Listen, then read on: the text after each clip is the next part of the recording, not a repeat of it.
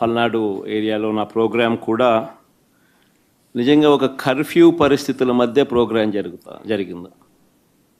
ఆశ్చర్యం కలిగించే విషయం, అసలు ప్రజలను లేదా మా పార్టీ కార్యకర్తలను పరామర్శించడం అన్నది ఒక ప్రతిపక్ష నాయకుడు చేస్తే తప్ప అని అడుగుతా ఉన్నా. చంద్రబాబు నాయుడు గారిని సూటిగా ఈ ప్రశ్న అడుగుతా ఉన్నా. ఎందుకు ఇన్ని ఆంక్షలు పెట్టాలి?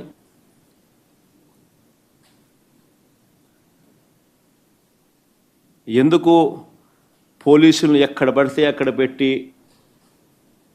ప్రోగ్రాంకి ఎవరు రాకూడదు అని చెప్పి ఆదేశాలు జారీ చేసి, ఎందుకు వచ్చిన వాళ్ళందరి మీద కూడా ఎక్కడికక్కడ కట్టడి చేసే కార్యక్రమం ఎందుకు చేయాల్సి వచ్చింది?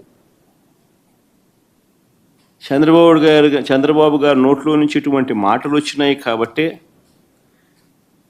ఎన్ని అడ్డంకులు క్రియేట్ చేసినా ప్రజల్లోనూ కార్యకర్తల్లోనూ ఒక విప్లవం వచ్చింది. నిన్న ప్రోగ్రాం ఎలా జరిగింది అన్నదానికి నేను చెప్పాల్సిన పనుల బహుశా నాకన్నా కూడా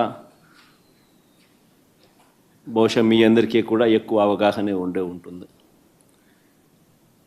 కానీ ఒక ప్రతిపక్ష నాయకుడు ప్రజలను కలవడానికి వెళ్ళినప్పుడు కానీ లేదా పార్టీ నాయకులను పరామర్శించడానికి వెళ్ళినప్పుడు కానీ ఎందుకు ఇలాంటి ఆంక్షలు విధించాలని అడుగుతా ఉన్నా.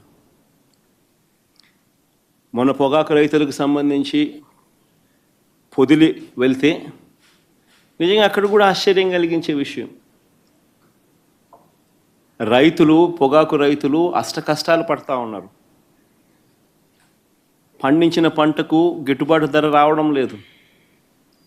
అలాంటి నేపథ్యంలో 2 ఆత్మహత్యలు జరిగాయి పరుచూరు, కొండేపిలో. ఇలాంటి పరిస్థితుల మధ్య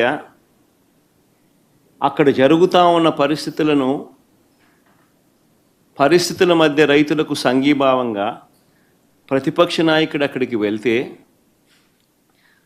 ఆ కార్యక్రమంలో రైతులు, ప్రజలు పెద్ద ఎత్తున పాల్గొంటే దాదాపుగా 40,000 పైచిలుకు మంది ఆ కార్యక్రమంలో పాల్గొంటూ ఆ ప్రోగ్రాం జరుగుతూ ఉన్నప్పుడు 40 మందే ఎంచినా కూడా అంతకన్నా ఎక్కువ మంది కూడా కనపడరు. 40 మందితో నువ్వు 40,000 మంది జరిగే ప్రోగ్రాం మీద రాళ్ళు వేయాలని ప్రయత్నం చేస్తావు. ఆశ్చర్యం కలిగించే విషయం అది. ఏం జరుగుతూ ఉంది?